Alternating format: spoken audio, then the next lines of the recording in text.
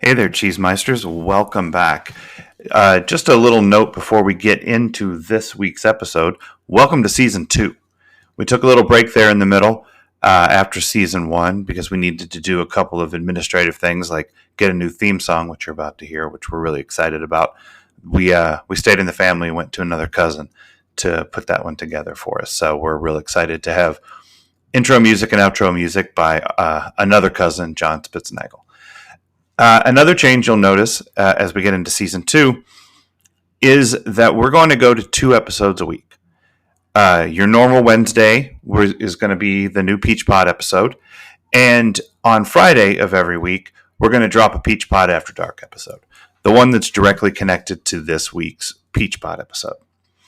So we'll start cluing you into what the Friday movie is so that you have a chance to watch it if you haven't before. This week, we're going to do 42. And I'll be interested to see how many people immediately pick up on what the connection is to Aaron Spelling and to this week's episode in particular. So that'll be Friday. So every week you'll get a new Peach Pod episode on Wednesday, like you normally do, and a Peach Pod After Dark tie-in episode every Friday. We're excited to share those with everybody, and I think you'll like them. We've gotten a little taste the last few weeks when we've put out the Mallrats, Once Upon a Time in Hollywood, and Glenn Miller Story episodes. So we're going to be doing that every week for season 2. So we're pretty excited about that. Without any further ado, here's our shiny new theme song.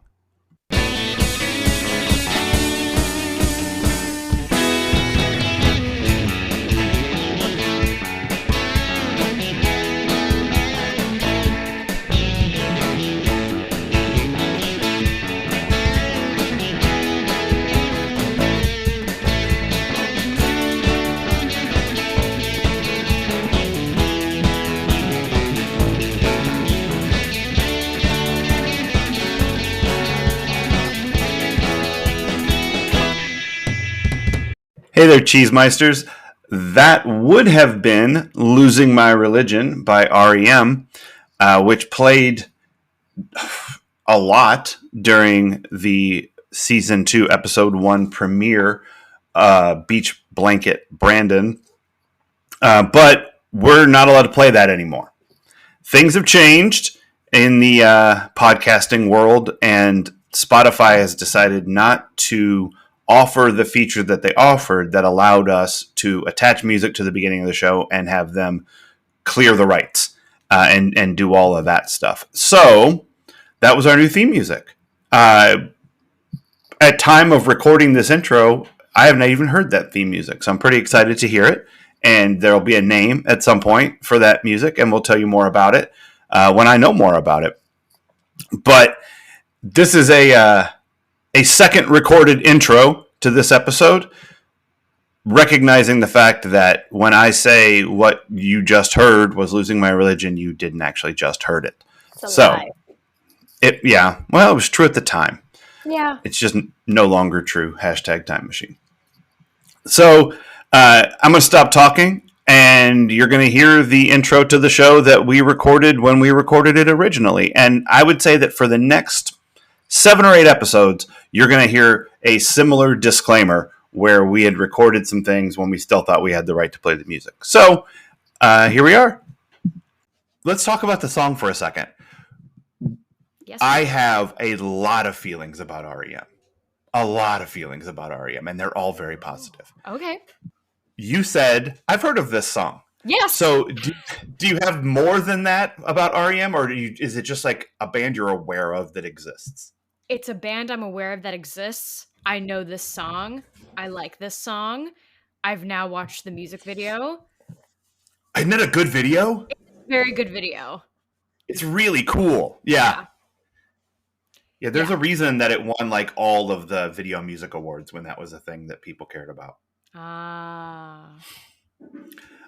So that's something I did want to bring up about REM and this song in particular.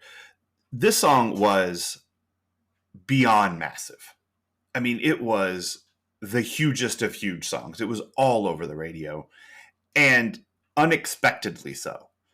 because it's a song with a mandolin lead. Yeah. Like and it's not what REM was known for. Like, do yourself the hugest of favors and go back and listen to REM's entire catalog. Okay. They are so good. And those first 6 albums before Out of Time came out were college rock. They were a lot of, the first 5 albums or so, Michael Stipe didn't even care what he sang. Wow. Because he was, he was sort of introverted. Okay. And like more about the musicality of it all. Okay. Like the guys in the band would write the music and then he would write lyrics to go along with it. And they were mostly sort of, a lot of times kind of gibberishy. Like you're not really sure what he's saying. And until Green, or there was some stuff on Document, the 5th album, that was getting more and more overtly political. And you know what, it's such a lie, because Life's Rich Pageant has some fantastic lyrics in it. But he was evolving as a songwriter. Yeah. And by the time Out of Time came out, like they had a huge hit. They'd had a hit with a song called The One I Love, which is like a love song, but like a very cynical love song that people didn't quite pick up as cynical, but it was. Of course not. And then, another prop to occupy my time. Like that's one of the lyrics. And then on the Green album, they had the song Stand. Stand in the place where you live, which is a very, yeah. And it's a trite little song. Yeah. Like there's not a whole lot of depth to it, but that album has some great stuff on it. Okay. And I actually like that song quite a bit. But there's a song on Green called World Leader Pretend that I didn't understand what it was about until about 5 years ago. And it is phenomenal. It's such a great song. And it's the first song where they put the lyrics on the album. Like they put the lyrics in the album when you bought it. Oh, nice. So you could actually read what the lyrics were. And that wasn't a thing they were doing before. Yeah. And so they come together to make Out of Time. After 5 albums on a minor label, they finally get a major label album deal. They release Green, which is a big success in like 1989. And then they go back into the studio to record this album, Out of Time, which is famously called Out of Time because they literally ran out of time to come up with a title. Oh, nice. And so that's what they chose. Yeah. So instead of a big, jangly rock and roll album, because like Peter Buck's guitars, especially on the early albums, were it's like they're a little bit inspired by the Byrds and the way that sound is. Jangly is like the word that sort of describes it. He put the guitar down and he picked up a mandolin. Wow. And no one could have expected in 1991 the number 1 song in the world to be a mandolin song with a title that no one really quite understood, because it was like just a Southern expression that like waitresses would say, like, I have lost my religion over that table. Like that kind of thing. That's what it means. It's like I am done. Like they have. So when this is the longest way around to get to the thing I was going to say, but it's okay. I'm still here. Michael Stipe is one of ours. When they won all of the VMAs, like they kept getting awarded. And this is very famous, but it's a thing that you were 2 when it happened. So like, why would you know this? Exactly. Yeah. So every time he came up on stage wearing a T-shirt that had a political statement on it, like gun control or whatever. And every time he came up on stage to win another award, he took a T-shirt off, revealing another slogan. Like he just used the moment to say all of these things just with his T-shirt. I love that he wanted. It was so great, and this album was. I'm just throwing all the REM shit at the wall here, but I love REM so much. They're my favorite band. They really are. They're my favorite band that's not the Beatles. I love REM. This album, Out of Time, was one of the CDs were becoming a thing, right? Yeah. And they couldn't figure out how to put CDs in the same bins as records. because record bins were wider and they were taller than a Wow. CD case needed to be. So they were packaging CDs in these long boxes Yes. that would make them as tall as the record slots in the record store, and you could put sort of two lines of them where one record was. But it was all this wasted real estate. So with this record, they put voter registration cards on the long box. So when you bought this album, you could register to vote. And it Wow. pushed voter registration for the 92 election. So, like, in 1991, when this episode airs, and by the way, the episode we're talking about this week is season 2, episode 1, Beach Blanket Brandon. Original air date July 11th, 1991. REM was like the biggest band in the world. Wow. They were huge. And putting this song in this show was maybe the most 1991 thing that could have happened. It also suggests, and we'll have more proof of this, but it definitely suggests that there's more money in this show now. Yeah, I mean, God, I wish they'd figured out how to do it so you could still watch it today and hear Losing My Religion in this scene. Yeah, me too. Lack of foresight. I put those words together. You did. I really did. So, this song is awesome.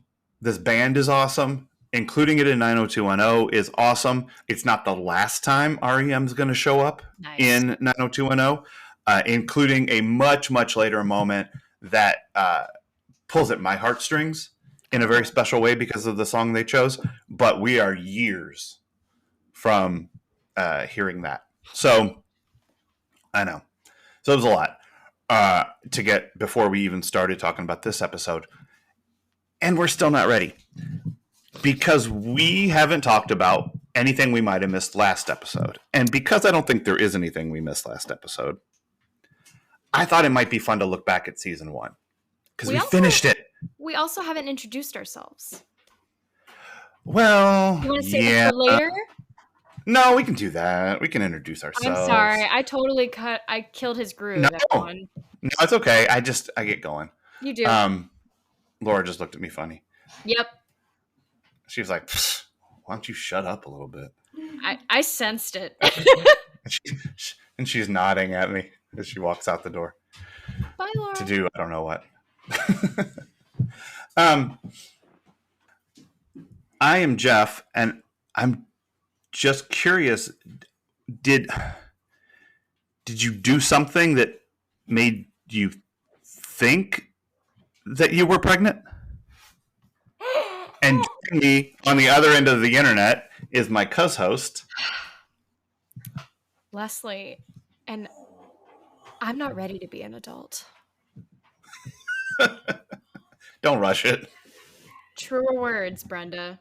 Truer words have never been spoken. Yeah, the people got some growing up to do in this show. Good luck. So before we get into season 2, episode 1, Beach Blanket Brandon, which aired on July 11th, 1991, I thought it might be fun to look back at season 1 and see if we can get a little bit of a big picture in some of the ways that I think only we can. Yes. So let me ask you a couple of season 1 questions, not trivia. Thank God. Yeah. It's only a test. Yeah, relax. It's only a test. Yeah, one that'll determine the rest of your life. Yep. Okay. What was your favorite episode of season 1 with a movie spoof title? Which is apropos of this episode because Beach Blanket Brandon is a reference to the Frankie and Annette movie Beach Blanket Bingo, which I find those things very difficult to say. Yes. So you'll see me slowing down as I drop the triple B's here. Oh, yeah. So season 1, we had episodes called The 17-Year Itch. Okay. Which is a Marilyn Monroe 7-Year Itch movie. Seen it. Uh, yep. One Man and a Baby, Yep. which is the three men and a baby thing. East Side Story, which, as we discussed, I didn't realize was a West Side Story reference. Wow. I know it's one of my finer moments of season one. And Stand Up and Deliver, which is a parody name of Stand and Deliver, the Edward James Olmos Teacher Saves People movie. So, which of those is your favorite episode from season one with a movie title? These were all so rough.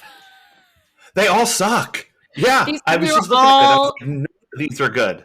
like I'm gonna pick the least awful one because I know we came into each of these episodes like, what are we gonna say?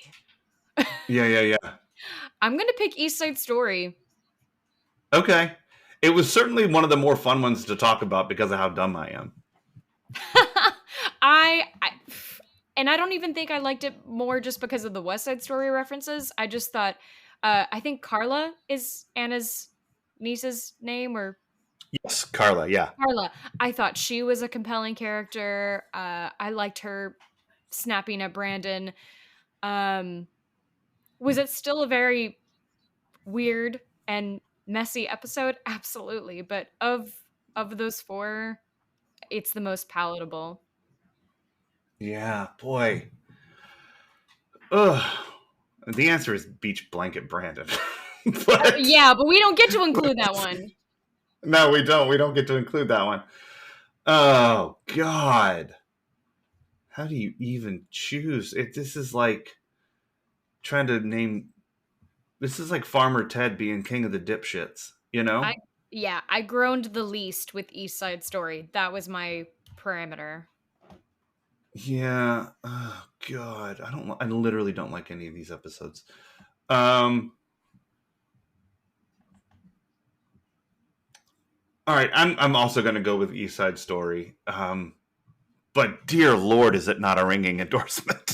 Nope, it's not. It's not. Oh, brother. No one Okay. should no one involved with that episode should take any sort of compliment There's no from victory laps. Yeah, no victory laps for winning this prize. Speaking of Carla, though, who is your favorite season one Brandon one off girlfriend? To refresh everybody's memory, let's see if there's any of these I'll forget. Um, Cheryl, Yep. obviously. We could go with Melissa from One Man and a Baby. Okay. We can go with the girl who's wearing that thing that looks like a bra but isn't a bra but is a Is bra at bra. the slumber party episode. Nice. Yeah, we could go with Lydia Leeds from Fame is Where You Find It. Ugh. Um, yeah, Carla. and we can go with Oh, that's right, Carla from East Side Story. Technically, Is there what's anyone her I'm name missing? from the very first episode? They dated. Oh yes, jeez, I can't believe I forgot I know her name's about Leslie. Marianne Moore. Well, I know her Yes, the actor's name is Leslie, but her yeah. real name. Her real name. All right, so between those, between Marianne and Cheryl and Carla and uh, God, I'm just forgetting all of these people. Um, and Melissa, what do you think? Or Andrea?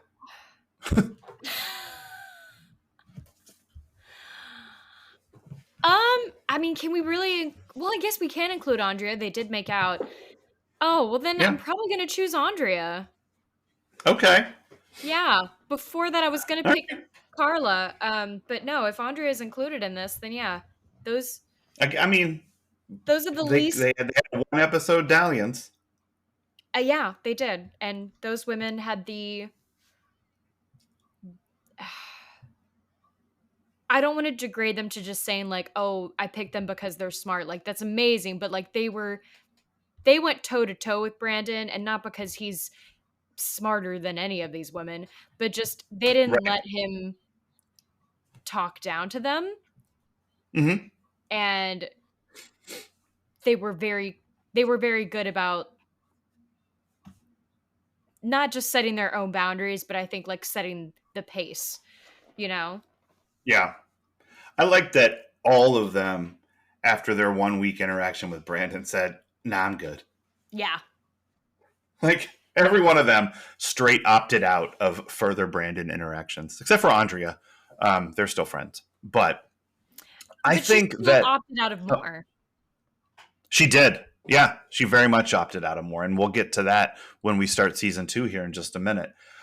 I'm going to go with Lydia, I think, Really? because because I liked the power dynamic Okay. that gets flipped on its head in that episode. And it's less about her, I guess, than it is just sort of about the meta quality of Yeah.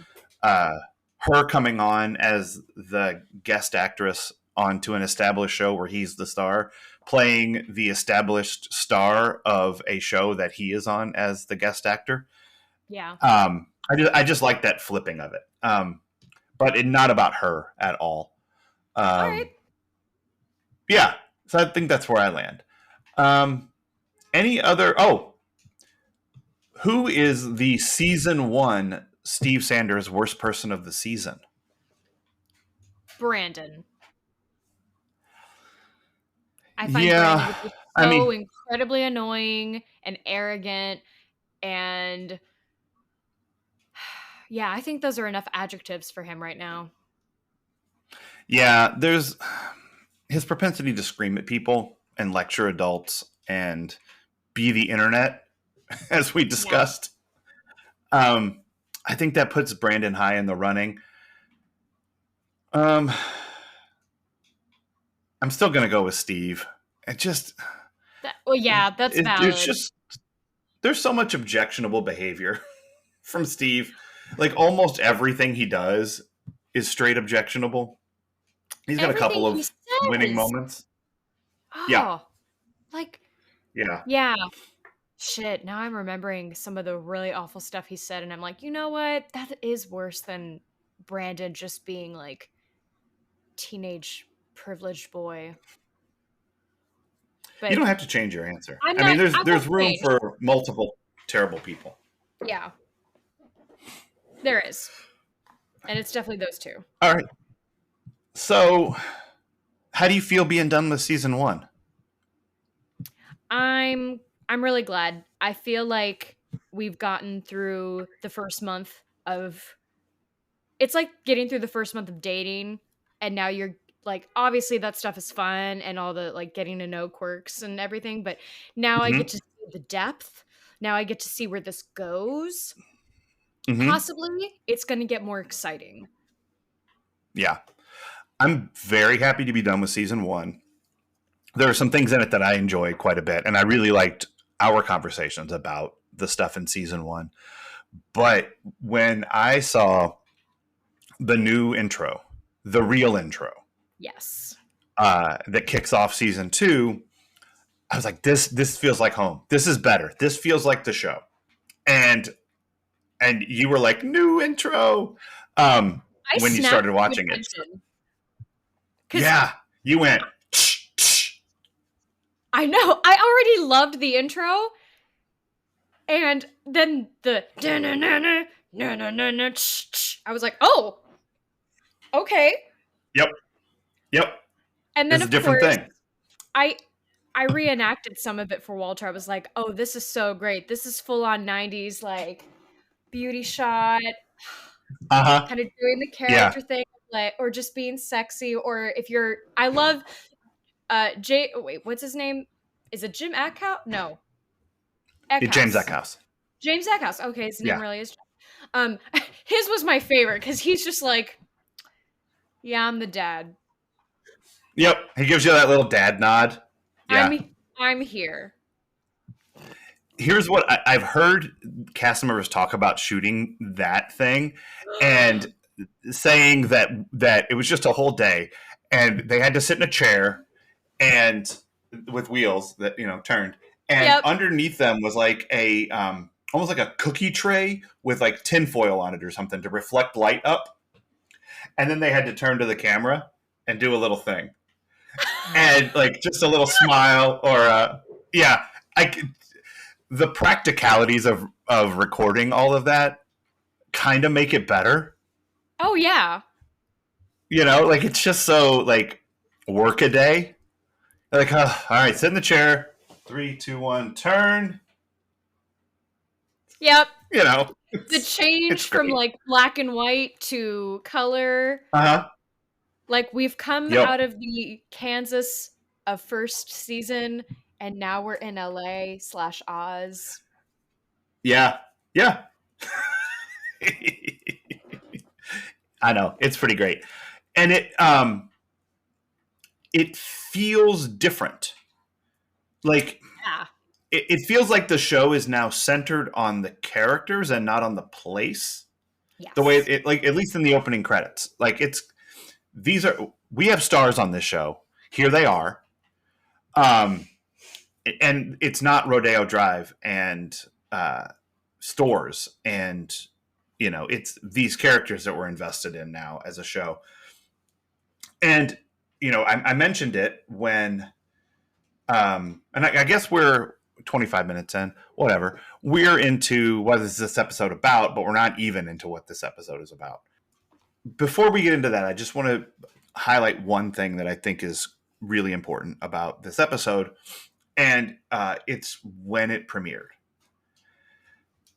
This show brought back its second season in the summer, Wow. which is not something that TV shows did. It Nope. was, you know, TV season started in September. You had sweeps, and then November sweeps, and then February sweeps, and then May sweeps. And sweeps is when the advertisers would set their rates for the next year based on the ratings of the shows. So like you'll see like the big episodes happen in those months in the September, November, February, and May. No one put anything on in the summer because they figured no one was watching TV. Yeah. And the creators of the show said, what if we bring it back in the summer? We put it on the beach. We put everybody in bikinis or swimsuits.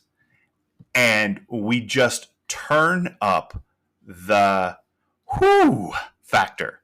Yep. And it worked so well. I mean, it brought me in because I didn't really pay much attention freshman year. But I Yeah. was like, wait a minute, they're in bikinis now? I want to watch this show. Right? Um, and it didn't make me love it, but it made me watch. And it was like the only thing on. Like when you're up against nothing, it's super easy to get an audience. And they did. And this show jumped up a notch as far as its popularity was concerned, and kind of never looked back. Wow. So So when big did you take a move. break? The actors probably got a few weeks off, and to hear the writers talk about it, they basically, I think they went to Hawaii on vacation and broke season 2 while they were there. Wow. Like it was like two of the writers and their families, and they just like it was immediate because this aired in July. That means they had to start shooting in probably May. Yeah. So like they probably were shooting before the season 1 finale aired, or pretty damn close to it. Yeah. So no break. And that there's as the seasons get longer and longer, as the show gets more and more popular, they get less and less of a break. Like they get summers off eventually, Oh but God. they're frequently recording 2 shows at once, what they call double ups. Yeah. Yeah. So they would like, actors would be like, okay, you're going to be in the Walsh house, so let's film these 2 episodes of stuff at the Walsh house while you're here. Yeah. And across town, Dylan has like two shows worth of stuff to do at the Peach Pit, so we're going to record all of his stuff while he's over there, running multiple crews, trying to like keep the cast like knowing what show they're like, which episode they're actually recording. Oh my God. It got pretty complicated for them. Woo! And this is sort of when all of that kicks into gear with Beach Blanket Brandon, he says again, very slowly. So what is this episode about? Well, summer has arrived. Summer is in the air, as Dylan would say. School's out for summer. And Mm-hmm. Brenda is late and not for class, so she's panicked Nope. about that, and she's sort of having a crisis of faith, if Mm-hmm. you will, about her relationship. And Brandon, who feels he has to have a new car by next fall, Mm-hmm. has to get another job because Nat can't give him a promotion. The hours are about to get really slow because I guess no Mm-hmm. one goes to the Peach Pit in the summertime, which odd, but okay. Yep. Seasonal hamburgers. And for some reason, there is acting school as part of summer school. Mm-hmm. Just one of many issues I have with that, but we won't go into all of them. I mean, we could. Um, so yeah, so it's summertime, and I don't know. It feels a little bit like they wanted to shake up the snow globe, Oh, yeah. and like they made a point of putting to bed things from the end of last season. Brandon and Andre have a little conversation about what almost happened, and agree to still be friends, and move on. And Dylan and Brenda are still dealing with the aftermath of um, her pregnancy test that came out green, Yeah. um, which is really weird. I'm not sure how that works, but She it might does. have like Um, a vitamin deficiency, honestly. can asparagus do that? It can. I mean, I know it makes it smell different. Can it? I don't know. That's a good question. We should ask somebody. We're not going to ask anybody. Nope. Um, and so Brandon gets a new job, and the purpose of that obviously is we got to put everybody at a new location for the summer, show off the beach of it all. People can't run around in bikinis in the Peach Pit. Like, that doesn't make any sense. But where's So we got to that? shift. Yeah. We have a nap break. I'm Which worried is for Nat and then for Scott, because when I saw guest starring Douglas Emerson, I went, "Oh, ouch!" yeah. And he says he's going to Oklahoma. I went, "Oh no, bye, goodbye, paycheck." Yeah, it's a tough break for Scott, and I want the audience to hear me not saying anything. I know he's going to come back. Yeah, but the audience also hears me not saying anything, and that's very important. Oh my It's god. very, very, Okay. very important. All right, so and it's this is one of the reasons I'm looking forward to season 2 so much, because things jump up a notch, and I can't wait to see you reacting to the things that happen this season. Okay. But specifically about this episode, in the what happened of it Yeah. all, this episode to me felt very different. And I want to see if I know you said that you agree it did feel different. Do you have any thoughts about why it felt different? Because I have one specific thought, but do you have why did it feel different to you?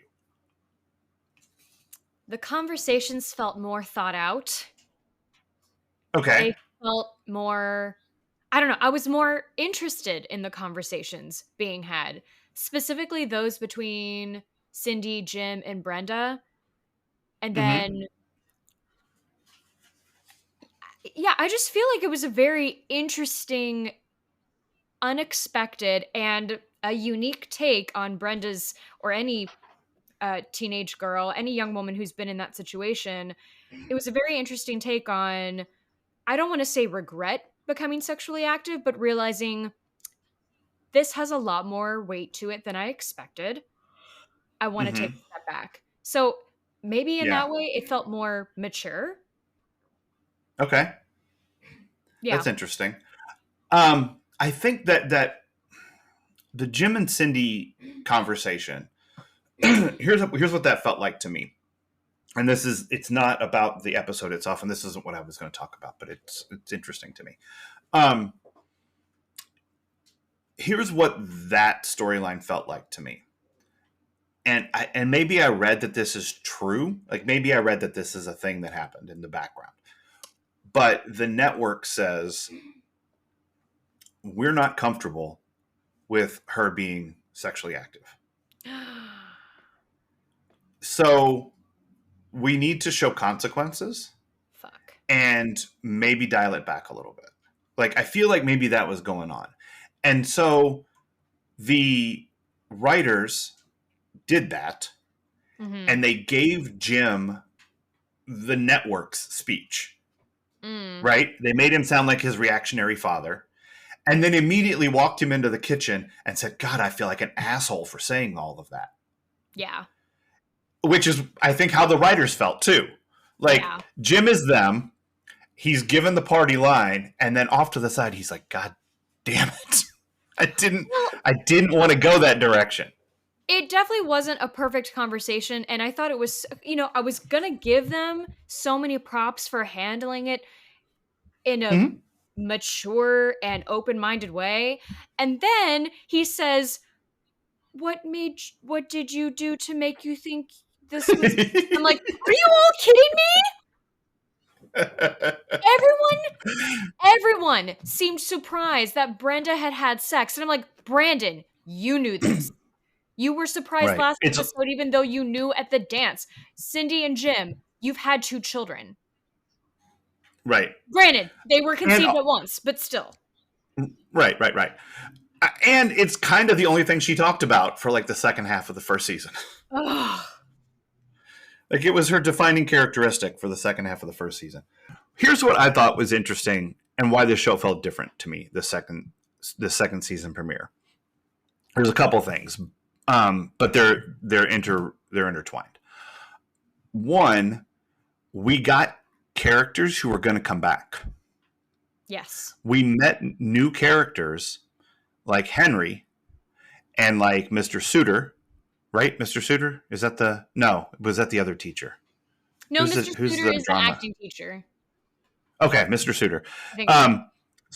So we've got characters that are going to come back.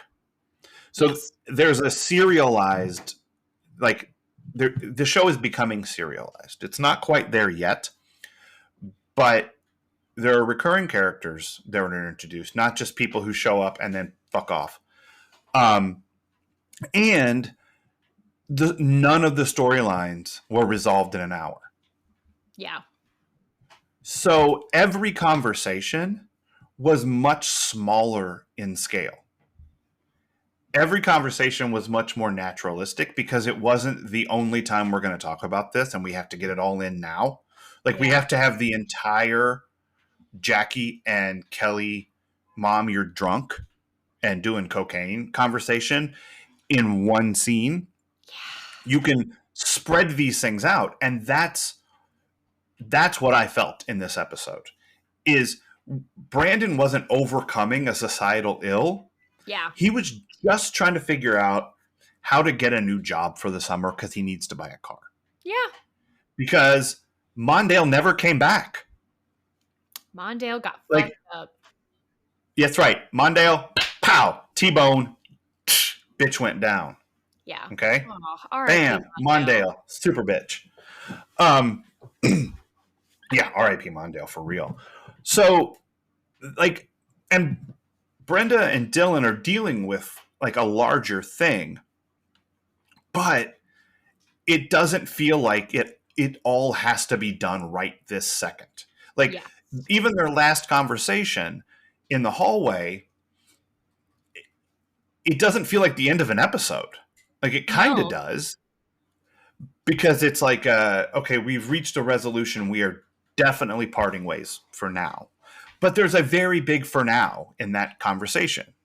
Oh, yeah. And that there was no for now in anything in season 1. It was come in, you're gone. Bye. This thing happens, now it's done. I was a stand-up comedian, now I'm not. I was Laverne, now I'm not.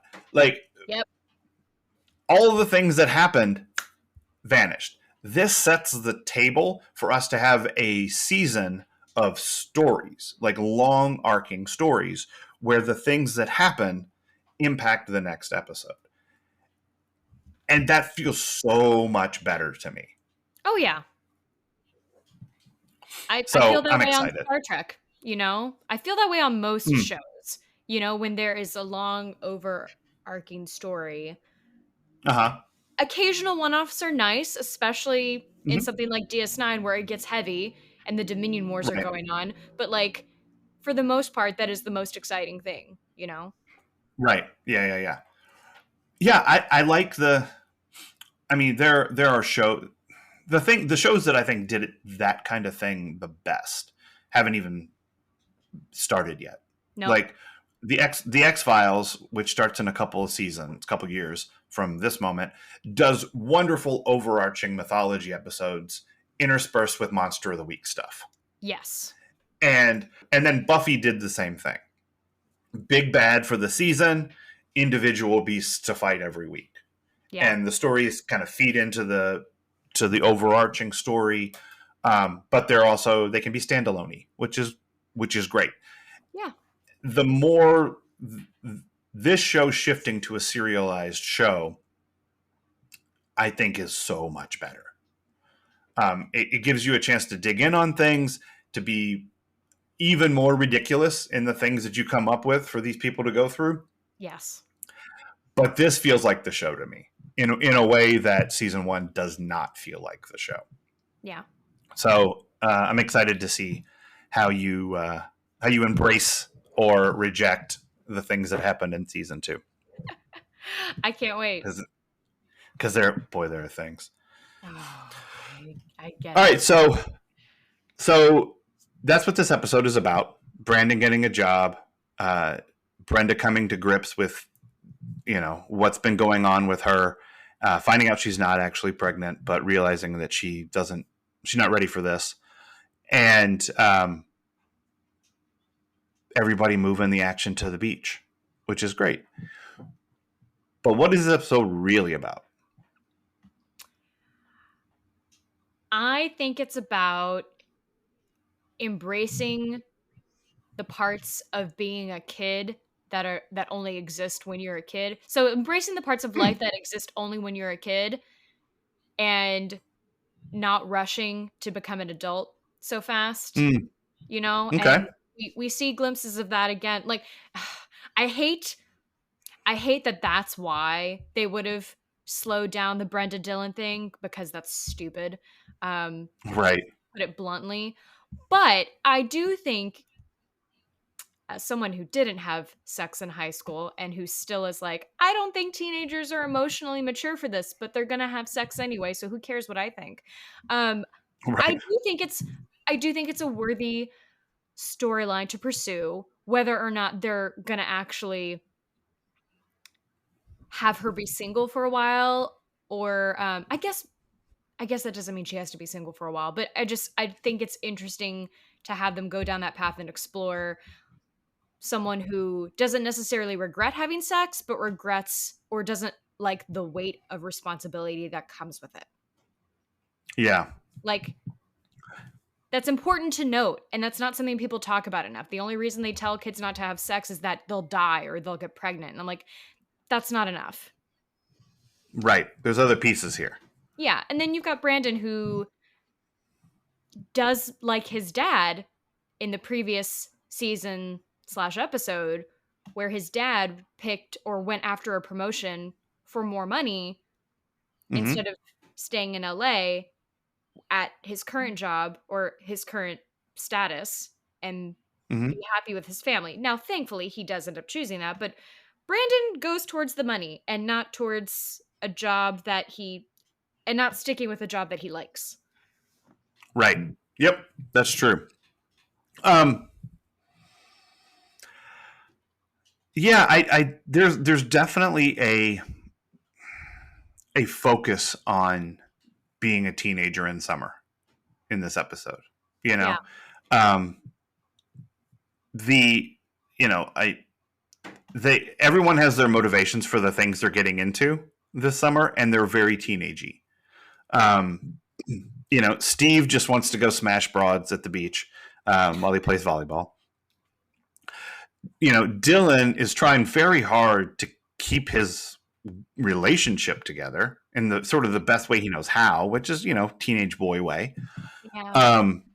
Which, feels clumsy and self-centered but like real, And I like didn't think it his, was that bad. I really didn't think it was that bad. you didn't think Like, what was that bad? I didn't think how he handled it was that Oh, bad.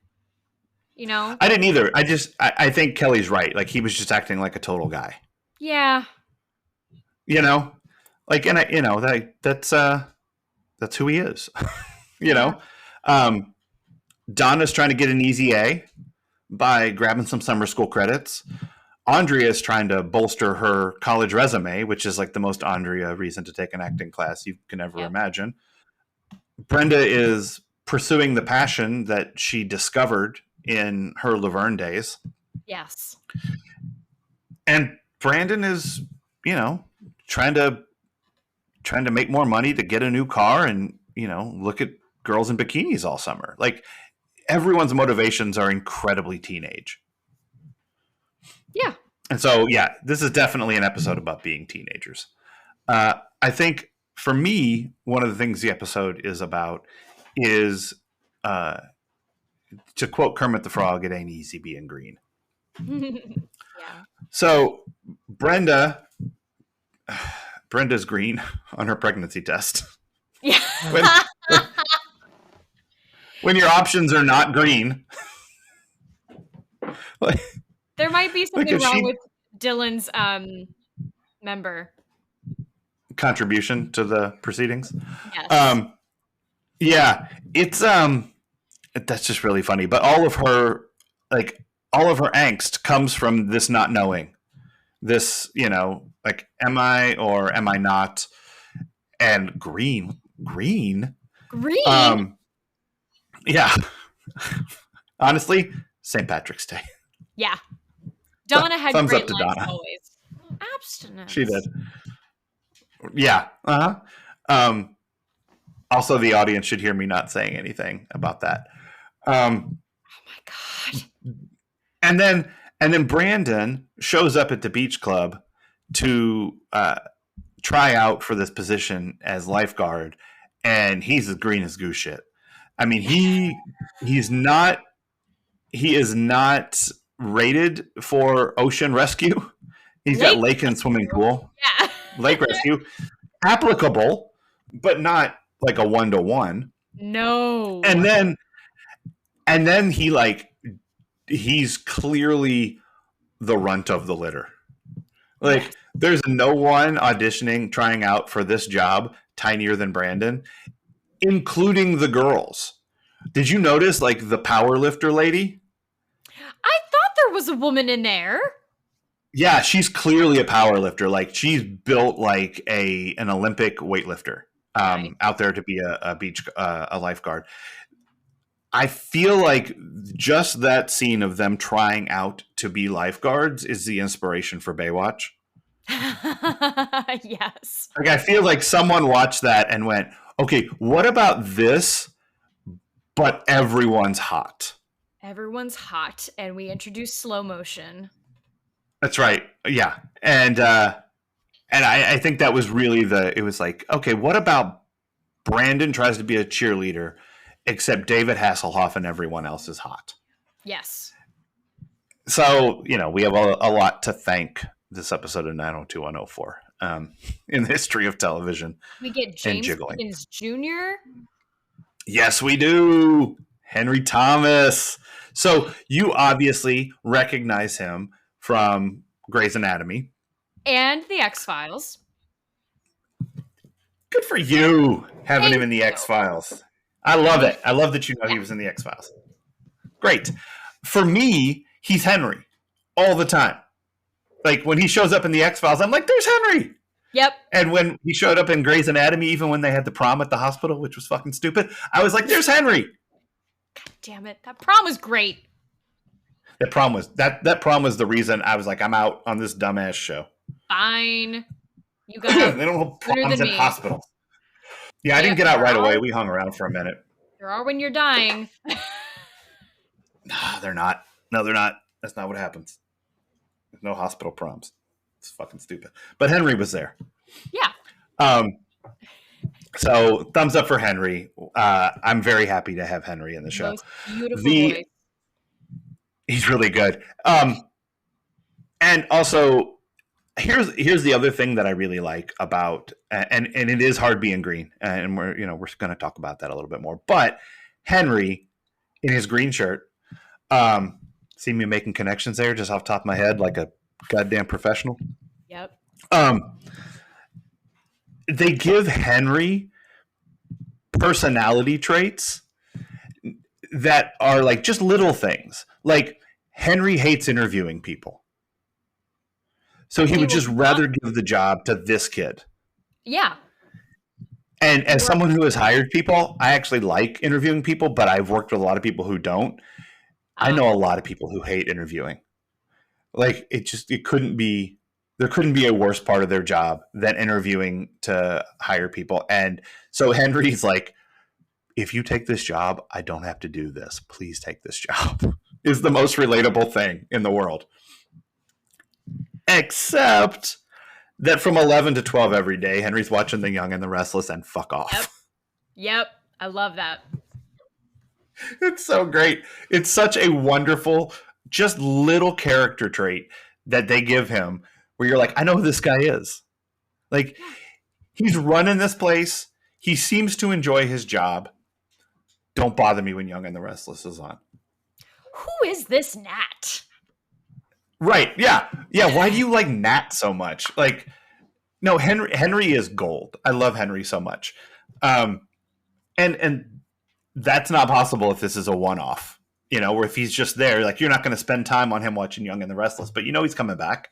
So you're giving him this thing, and I love it. But all of Brandon's troubles come from him not being experienced enough in lifeguarding or in quitting a job or accepting a new job. Like Brandon's greenness is a problem for him in this episode because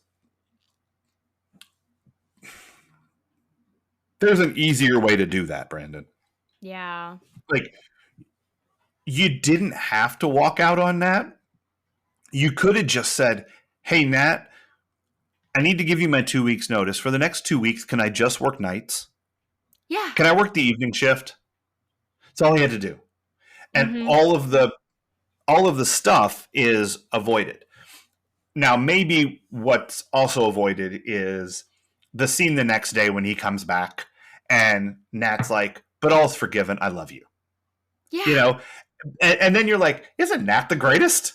Like, Henry's pretty great, but isn't Nat the greatest? We must protect him. Yeah. Brandon has good bosses. Is where we're at so far. Well, like, both these guys are pretty great. I would say too, granted, I did not have bosses as good as them in my first few jobs, but I would say too, there are rose-colored glasses when you're a kid working, because people will ask me all the time how I liked working at Target, and I go, I was a kid. I didn't care. I had a great time because I got to be silly. And I wasn't, my livelihood was not depending on this job. Right. So I kind of feel that similarly with Brandon. Like, his bosses are great because he's not depending on them for a livelihood. Yeah. Yeah. But they do seem to be fair and even-minded. Yeah. Sure. And, Nat is forgiving and accepting and loving. And even Henry, when he's like, I can't believe I've hitched my wagon to this horse, but you better be worth it, Brandon, because you're kind of a pain in my ass right now. Yeah. But okay. But I get it. Like, you're not wrong. It's making my life a little harder, but you did get me out of having to interview all those people. So, I guess I owe you one. Like, go hang out with Nat for another week. He was probably going to have to interview during Young and the Restless, hence why he didn't want to do it. Oh, I think there's a definite conflict there. Yeah, for sure. Um, how do you feel about the beach club just as a new setting? It's fine. I I feel like it's going to be more annoying people, but then again, I'm speaking from a work standpoint, like working in New York, I'm not exactly working at a posh retail establishment, but you wouldn't guess that by some of the customers Oh, who I sure. mentally have to remind this is not a fancy establishment. Check yourself. Um, Right. and we certainly And the get beach club is kind of a fancy establishment. it's a fancy establishment, so I feel like we're gonna get some really snobby people egging on Brandon or giving him a hard time. Um, but it is an easy way to have everyone in one place. I don't know how you get Hmm. Andrea there, but well, acting Yeah. class. I guess I guess that's how you have them in acting class. Yeah. Yeah. I think that's how you give Andrea a connection to what's happening because she can't afford the beach club. That's not her. That's not her family She's gonna have to situation. sneak in as an undercover reporter. Yeah. Yeah. Exactly. Yeah. She's gonna. There's a there's an expose. It's like Fletch, Yeah, which you haven't seen. sure. No, I can't Yeah, even lie. I'm sorry. because your reaction should have been, "Oh my god, that's just like Fletch," because it kind of was. Like that was a really When good did connection I Fletch made there. happen? Yeah. Oh, no, Fletch is the greatest. Um, anyway, slightly off topic. Yes. So yeah, I'm a big fan of the Beach Club episodes, and I like it feels like summer to me, even though we're recording this and it's like a week from Christmas. Yep. Um, the the Beach Club episodes are great. Like not they're not all great, but I love the vibe of it. I love the feeling of the summer, the playing on the beach. I've been to that beach as part of my sojourn through Los Angeles last year or earlier this year. Took pictures at the where the Beverly Hills Beach Club is, even though I thought it was someplace else. I was confused, but because it doesn't look like that anymore. All those buildings are gone. It's just a beach now. But yeah, so it's like you could be anywhere, but this is where it was. Um, You should so repost that in our Facebook group. yeah, especially when I called it the wrong place. I was like, my Yeah. bad, I was confused. I Peach Pod blame I blame the 90210. map. Oh, That's yeah. right. Follow us on the socials. Um, so is there anything else that this episode was really about? No, I don't think Yeah, so. it's going to get more interesting to talk about this as the show becomes more serialized and like how deep we can dig in on thematic things. Um, let me ask you this before we move on to Nostalgia Corner. Where do you think this season is going? Like, do you have any predictions for characters? Like are Brenda and Dylan going to get back together? Who's Oh, Brandon yeah. going to end up? Like what things do you think are coming? Because you already gave a couple of little like Brandon's going to have to deal with some like rude ass entitled people at this, um, you know, at this beach Yeah. club. But No, like there's definitely going anything to else be. you think might happen? I think Brenda and Dylan will be together again, if not halfway through the season, then by the end. I'm trying to watch your face. I know you're not going to give I'm anything trying. away. I'm trying not to give you anything. Um, I'm really not looking forward to watching the acting classes. Like, and I'm really going to try and not sound like an angry, embittered actor on here, but like I'm just speaking the truth as a reviewer and as an actor. Like, I'm not looking forward to this. That okay, I'm sorry, this is not a prediction, but just like the fact that that guy came in and was like, I went to one audition and they told me I couldn't do this. So you know what I did? I decided to become a teacher. Fuck you, man. I've been at this 10 years.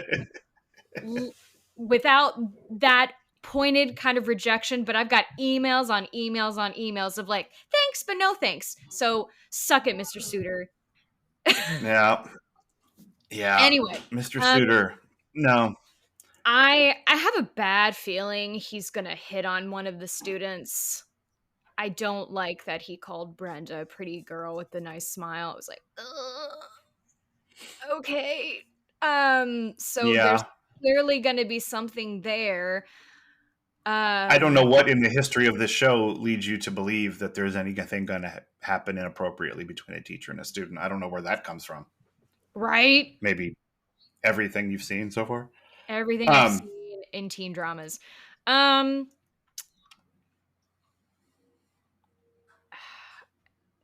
Dylan, wow, I really don't know. I mean, he's going to be fighting hard to not he's going to be fighting hard to not go back to the things that Brenda and Brandon have kept him from doing apparently. Um I'm also trying not to make predictions of things that I've seen hinted at. I don't think they're sure. going to happen yet, but Gotcha. relationships are going to form and evolve. Mm-hmm. Okay. Um yeah, I have that's all I've got really. Okay. Yeah. I'm excited because stuff happens and you can't, like, there's no way after watching this episode that you can predict anything that happens in this Oh, season okay, other than great. like, yeah, no, I mean, this was more like just pure setup, Yeah. like putting everybody in a new place to get going. Um, I mean, we know that Brenda and Dylan are like an ongoing concern in some capacity, so it'll be interesting to see how that plays out. Um, and it'll be interesting to see what happens when we meet new people and stuff like that. So that's it, I think, for what really happened in this episode. Now for Nostalgia Corner, what did this episode make you nostalgic for? To quote Cindy, when summer breaks actually meant something. Yeah. Boy, oh boy, do I miss. Mm-hmm. I miss when. I think that's why holidays are really hard for adults. Because Mm. they just don't mean the same thing. They're not as fun. Yeah. You know, quite frankly, I find it stressful when my family asks me what I want for Christmas. Because what I want, Sure. they can't buy. Right. You know, Exactly. like Yeah. most millennials, I want financial stability. I Right. want the job of my dreams. They can't buy me those things. Right. So Yeah. yeah, I miss summer break. Even even in high school when I started taking on summer jobs, I would also do shows in the summertime. Like Mm-hmm. I would do all the things I'm doing now, and yet there was more levity to it because I wasn't Mm-hmm. living for those things. It was amazing. Right. Right. Right. Yeah. I miss that. I miss waking up late to the Mm-hmm. sound of my dad watching Pickford Files or Rockford I slept Files. until Wow. almost 7 yesterday. Rockford Files. Yeah. Yep. I slept until almost 7 yesterday. Like, that's pretty exciting. Oh my god. If we're talking about sleeping late, it was very, very good for me. Yep. Um, my nostalgia corner is similar. It's a slight difference. It made me nostalgic, not for summer break, but for the promise of summer break, for the possibility of Yes. summer break, of like anything could happen. Like it could be like, and it also makes me nostalgic for something I never did, which is Yeah. like hang out at the beach. Like Mm, I never had uh, the Danny Zuko summer lovin' at the yep. beach. I never had the Ralph Macchio playing soccer and holding up a boombox while Johnny kicks him in the face. Karate Kid summer beach party. I never worked at the beach club, but romanticization in my head and heart that happens around the beach experience for the summer, I'm nostalgic for feeling that all the time. Like I love the possibility of all of that. Can I share my silly Midwestern theater kid version of that? Oh, sure, yes. Because of course I mean we might go to the beach on some family vacations, but when I was teeny tiny kid, I wasn't necessarily thinking about like summer romance. But in high school, Right. my high school often took a show to what's called the International Thespian Festival. It was Okay. in Lincoln, Nebraska. They've now moved it to Bloomington, Indiana because spoiler alert, a lot of Indiana schools get to go and they're probably tired of Yeah. driving. So we There's would nothing more go. international than Nebraska. I know. So a bunch of us would go perform a show. Every night there was a dance and they would be themed. And of course, my hope, and I laughed at, there's a reason I laughed at Kelly's line, what cute guy is going to take an acting class? Kelly. Right. Kelly. Yeah, she doesn't Oh know. my God. I dreamed every year. One year I got to go with a boyfriend and it was great. Ooh. Yeah. Yeah. Nice. That was my summer lovin' Oh, in Lincoln, Nebraska. had you a blast. Yep. Did you notice the ADR moment of the episode from the first scene where Donna's like, maybe spend the summer fixing your voice? I clocked that immediately. I was like, is Jenny sick? She must have had just a cold or something. Like she was just hoarse.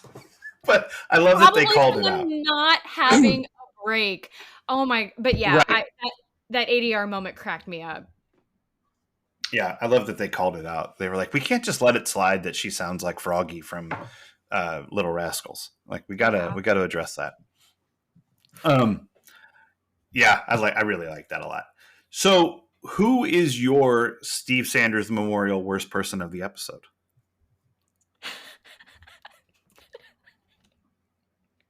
Mr. Suter. Already. Fuck that guy. You go to New York and you get a no or some kind of derogatory comment at your first audition. Fuck you, man. Get out of here. Yeah, he didn't want it. No, you didn't. Yeah. And that you can call a monologue. Okay. Also, like, yes, technically that is a monologue, but it's more storytelling. A monologue is a moment in time. Yes, you might add anecdotes in there, but yeah, it's just that didn't feel like a true monologue to me. That just felt like stand-up. Yeah. Maybe it's a monologue by someone who has immediately flunked out of acting. Like maybe that's why the director that he spoke to was like, no, you don't even understand what a monologue is, dude. Like you're probably not going to be an actor. Yeah. Because I don't think you understand what is happening here.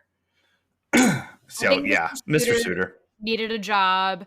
He couldn't get into the regional summer production of Les Mis and knocked this director on his head, has him like stowed away somewhere and is now teaching a class, pretending to be a teacher. And also, not for nothing, kind of looking like Elvis.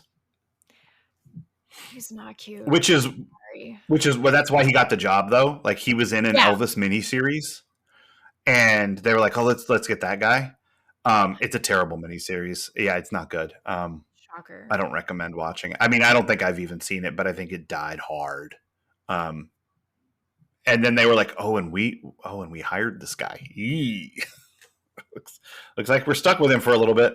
Anyway, I think for me, the worst person of the episode is Brandon because he just he's unnecessarily mean to Nat. And it's back to that thing where does Brandon have to do it wrong every time first before he does it right? Right. You literally could have just said, Nat, I need to take this job for the summer, but I can work nights. That's a day job. I'll be done by 5:30 every day. I can come in and work 6 to 9 every night. I'm Yeah. going to be really tired, but I'll have more money for my car. And now I'm not burning this bridge. But Brandon has to be an asshole before he can do the right thing. And so for me, that lists him as worst person of the episode for this week. That's who mine was going to be, and then you reminded me that Mr. Suitor existed. Because like Taylor Swift, I'm sorry. I forgot that he existed. Yeah, it's fine. Yeah, I'm okay. Mr. Suitor is worried about you, and you're like, I don't think about you at all. Exactly. Yeah. All right. Well, I think we might have done it. We did it. Yeah. So season 2 opener. Join us next week. Yeah, we're into season 2, Cheesemeisters, and I'm excited about it. Join us next week when we get into season 2, episode 2, The Party Fish. And things happen. Not rainbow fish. All right. Party fish. No, party fish. Party fish. So, I don't know. I'm excited, and we're rolling on season 2. So, until then, Cheesemeisters. Bye. Bye.